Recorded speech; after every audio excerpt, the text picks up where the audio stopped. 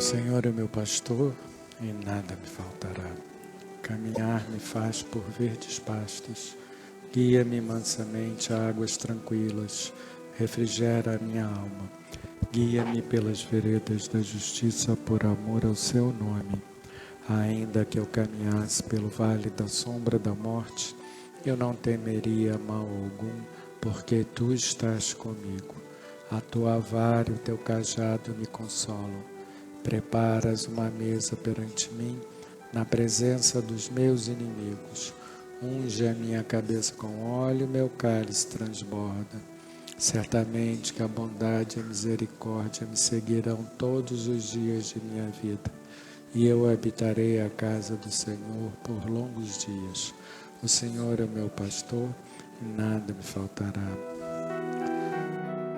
Ó gloriosa Mãe guerreira, Dona das tempestades, protegei a nós e nossas famílias contra os maus espíritos, para que eles não tenham força de atrapalhar a nossa caminhada e que não se apossem da nossa luz.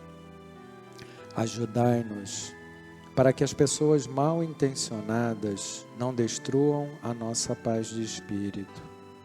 Mãe Ansã, cubra-nos com seu manto sagrado e leve, com a força dos seus ventos, tudo que não presta para bem longe.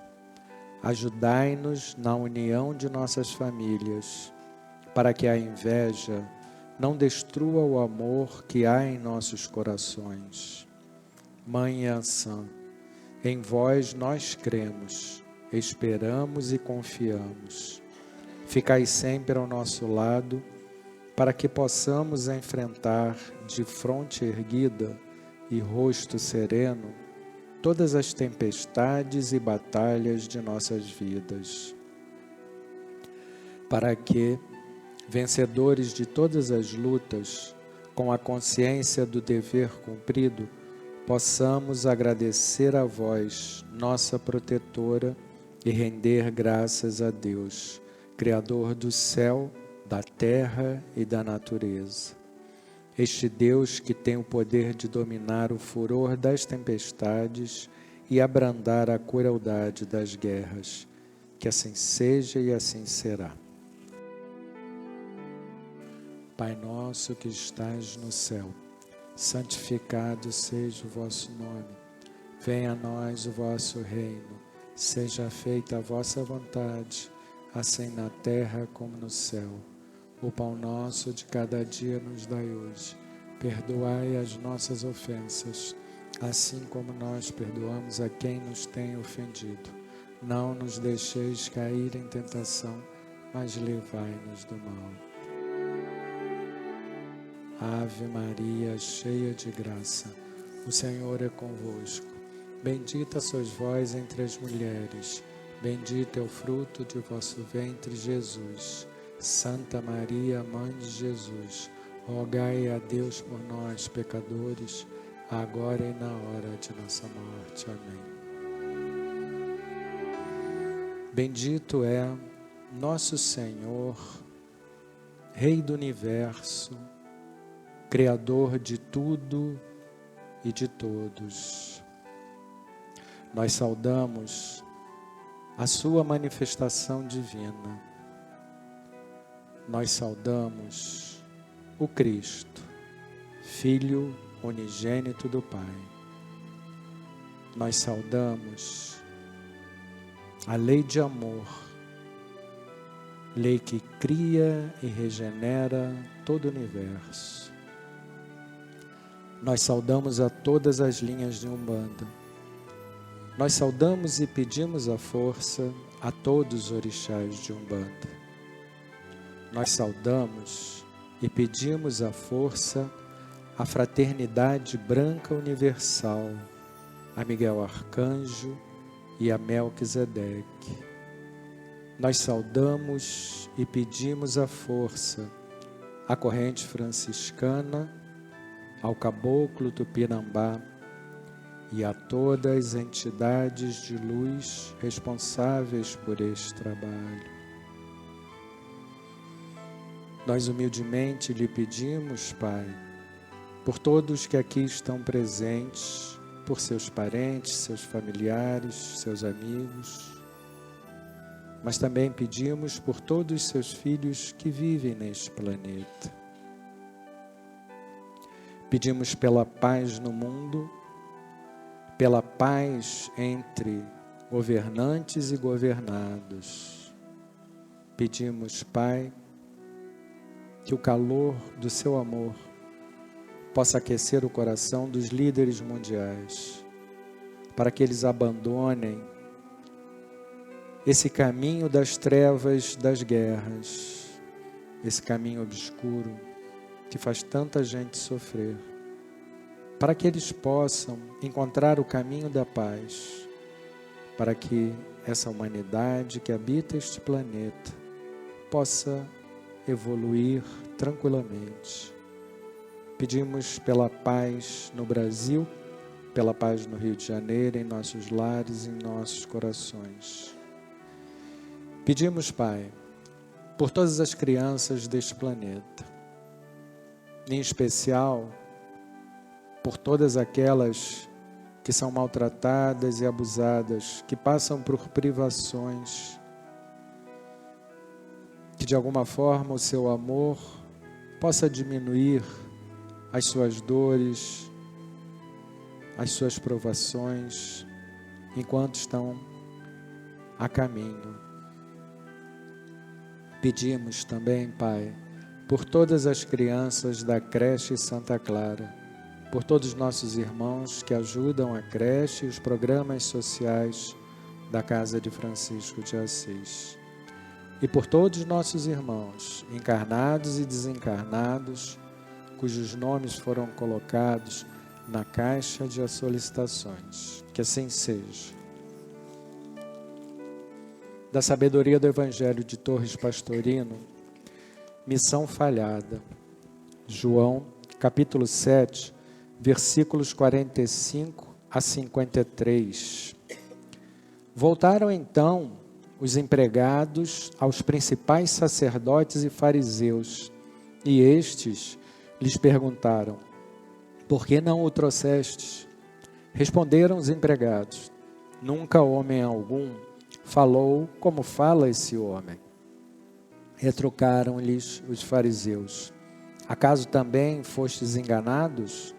Porventura creu nele alguma das autoridades ou algum dos fariseus?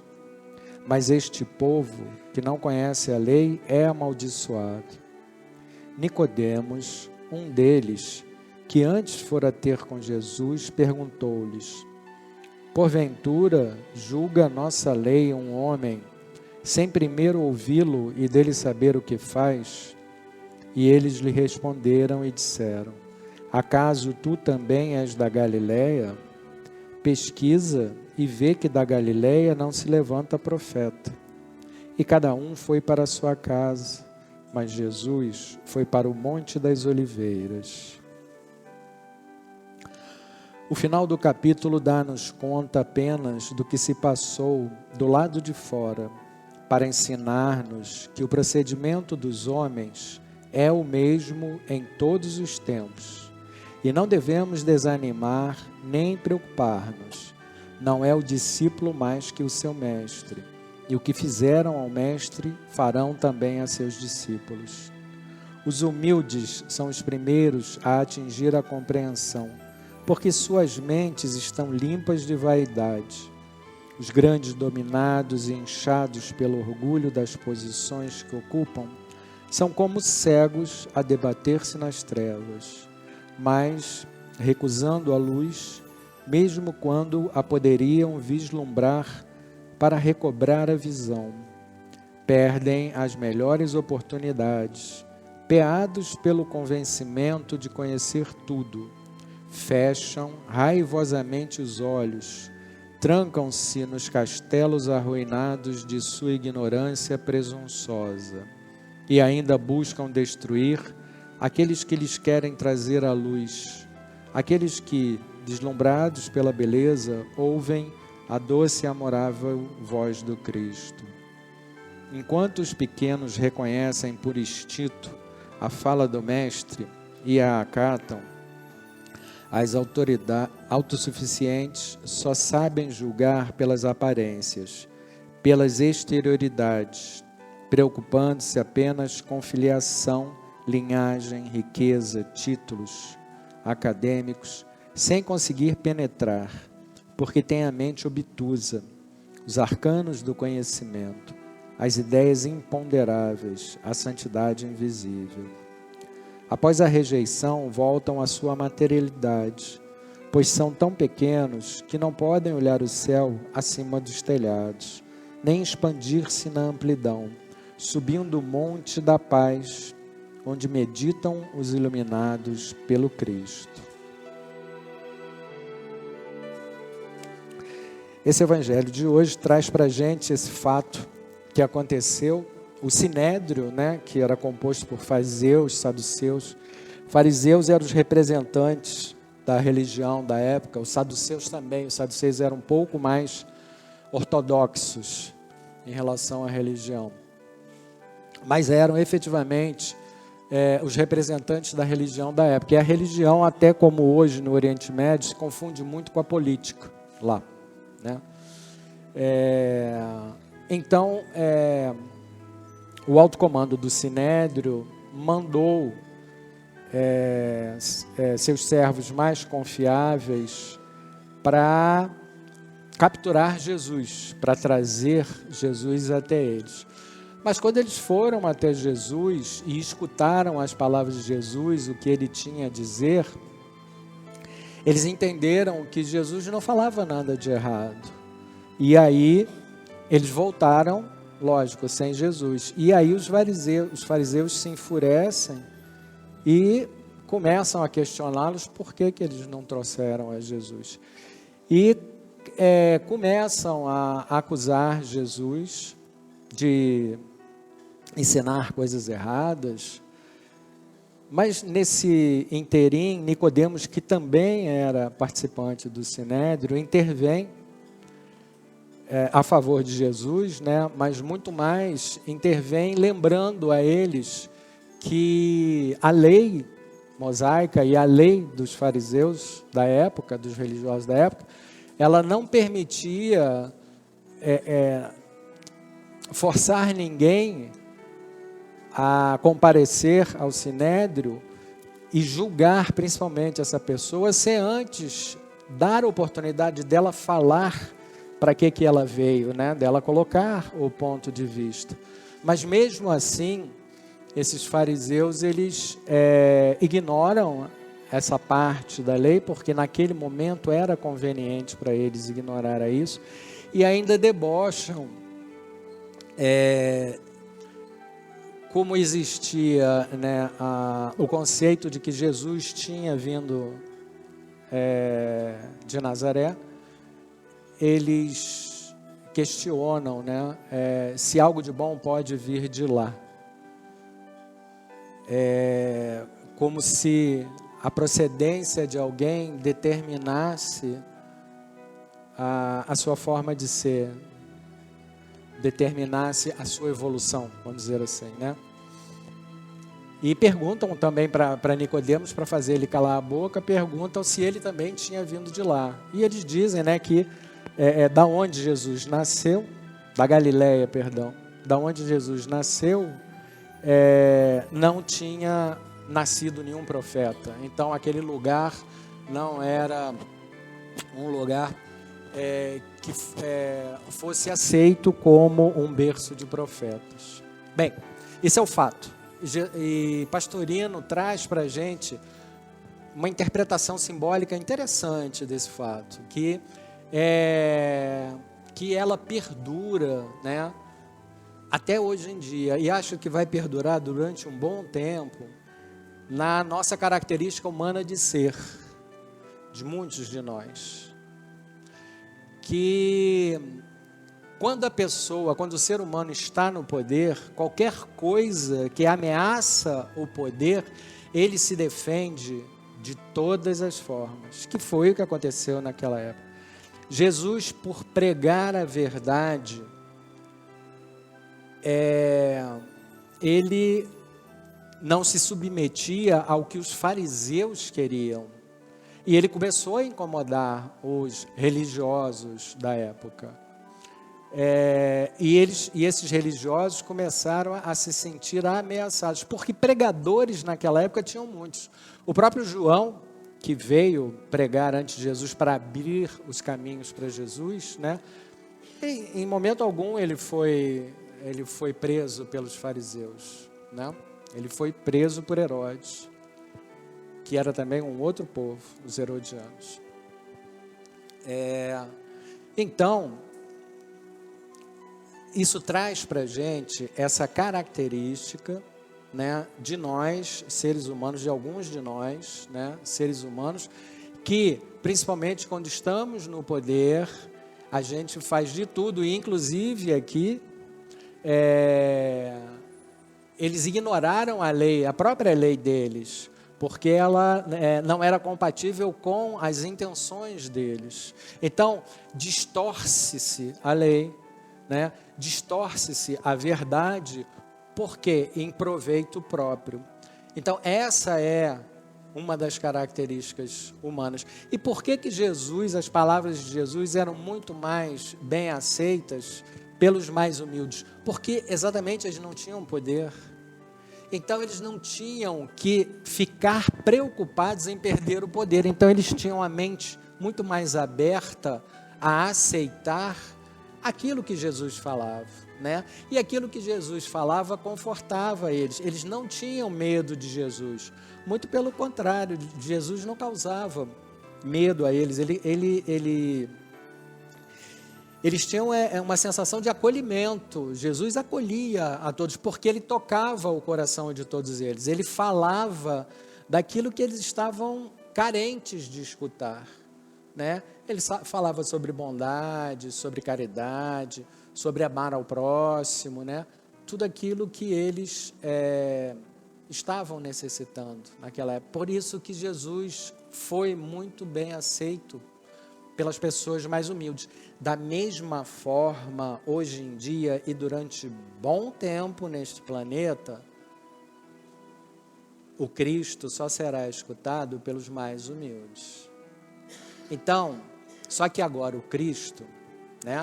Vamos explicar um pouco. O Cristo é a partícula divina, ou seja, uma partícula de Deus que vive dentro de cada um de nós.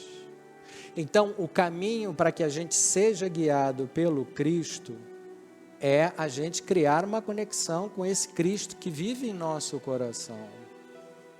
E para isso a gente tem que praticar o quê? A humildade. A humildade é a porta que abre o caminho de todas as virtudes humanas e também abre essa conexão com essa força divina que vive dentro de cada um de nós. A gente não deve procurar solução para nossas questões, principalmente as espirituais, fora de nós. Temos que procurar isso dentro de nós, mergulhar dentro de nós, praticar o que Jesus nos ensinou, né?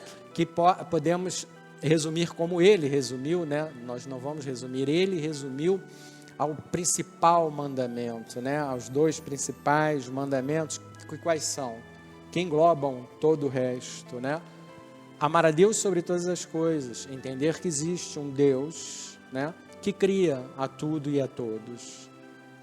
Então, amar a Ele, porque ao amar a Deus, nós criamos efetivamente uma conexão energética com a divindade e nós aumentamos o nosso padrão vibracional, nosso padrão mental. E é essa conexão mental que vai fazer com que a gente se conecte à luz divina, à luz de Deus.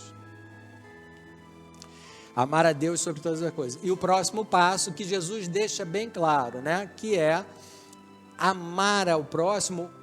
Aí eu vou fazer um adendo. Como Ele nos amou, né? Amar ao próximo como Ele deu o exemplo. E aí ele complementa dizendo que você não pode amar a Deus se você não ama o próximo. Porque Deus está dentro do próximo. Deus está em tudo, dentro do próximo. Ele é o Cristo que vive dentro de cada um de nós. Então, devemos amar ao próximo. Por quê? Porque o próximo é a casa de Deus. É o tabernáculo divino, como muitos gostam de falar. É onde Deus está vivo. Deus está vivo dentro de cada um de nós. Ele se manifesta através dessa partícula crística. Então, nós devemos buscar essa partícula dentro de nós e seguir as lições que Jesus deixou para a gente. Com certeza não conseguiremos seguir a todas. Não conseguiremos seguir a todos os passos de Jesus, mas alguns nós já temos condição de seguir. E ele deixou claro, ele não pediu sacrifiquem-se por ninguém. Ele só pediu que amemos ao próximo, né? A gente tem que dar esse primeiro passo para a gente poder se libertar, para a gente poder alcançar esse reino divino, esse reino de paz, esse reino de tranquilidade, esse reino que não há sofrimento, não há angústia, não há disputa, não há inveja. Mas para isso, se a gente está insatisfeito com o que a gente está recebendo hoje em dia, a gente tem que buscar esse reino que Jesus falava, meu reino não é deste mundo. O reino de Jesus é o reino espiritual, é o reino divino, né? Então essa é a meta para que a gente possa buscar. A gente precisa se interiorizar, precisa buscar essa divindade dentro de nós e através da prática da caridade, da bondade, é que nós vamos cada vez mais conseguir essa união com o Cristo. O Evangelho, que é a boa nova que Jesus trouxe, está aí. É só a gente entender, hoje em dia tem várias interpretações do Evangelho, é só a gente buscar entender que passos são esses que Jesus deixou para a gente caminhar, para que a gente possa também se libertar. É o que Deus quer. Deus quer que a gente se liberte. Deus não é punitivo, não existe um Deus punitivo. Deus não quer o nosso mal. Ele só quer que a gente aprenda a não errar. Por isso que a gente está aqui, para tentar aprender a não errar. Para que a gente possa cada vez mais chegar mais perto dele e possa cada vez mais vislumbrar esse mundo de paz, de harmonia, de tranquilidade, de amor. Porque Deus é amor. Deus é o puro amor. Ok? Então esse Evangelho traz para a gente essa característica humana, para que a gente não se iluda, né? E para que a gente também não cometa esse mesmo erro, de achar que um ser evoluído espiritualmente só pode vir de determinados lugares e ter determinadas formações, né? Jesus deixou bem claro como distinguir. Conhece-se a árvore pelo fruto que ela dá. Conhece-se as pessoas pela consequência dos atos delas. Porque se a consequência dos atos delas for bom para as pessoas, então é muito provável que essa pessoa está tirando coisas boas de seu coração. E é assim que conheceremos as pessoas, principalmente aqueles que estão em posições de liderança, de qualquer tipo de liderança, né, que a gente possa imaginar. É só olhar para os atos, a gente tem que ter um pouco de paciência, né? Olhar para os atos dessas pessoas, olhar qual é a consequência que esses atos estão causando. Não é simplesmente nos cegar e achar que o que eles falam é bonito, que o que eles falam é certo, né? Fake news está se espalhando pelo mundo, né? A gente tem que ser um pouco mais criterioso para a gente poder saber se as pessoas estão querendo nos ajudar ou não, tá? Fica então esse recado de hoje, para que a gente não cometa esse erro também, né? Para que a gente abra a nossa mente. Vamos pedir forças para o paz. Senhor, dai-nos forças para o paz, que através de nossas mãos possam fluir essas energias trazidas pelos guias espirituais. Essas energias que podem nos equilibrar, nos acalmar, apaziguar, podem limpar nosso campo astral, podem afastar as más energias e podem até nos curar, dependendo, claro, do comportamento que tivermos durante o paz. Senhor, faz de nós instrumento da sua paz. Onde houver ódios, faz com que eu leve o amor. Onde houver ofensas, que eu leve o perdão. Onde houver discórdias, que eu leve a união. Onde houver dúvidas, que eu leve a fé. Onde houver erros, que eu leve a verdade. Onde houver desesperos, que eu leve a esperança. Onde houver tristeza, que eu leve a alegria. Onde houver trevas, que eu leve a luz. Ó Mestre, faz com que eu procure mais consolar que ser consolado, compreender que ser compreendido, amar que ser amado, pois é dando que se recebe, é perdoando que se é perdoado, e é morrendo que se nasce para a vida eterna. Que assim seja.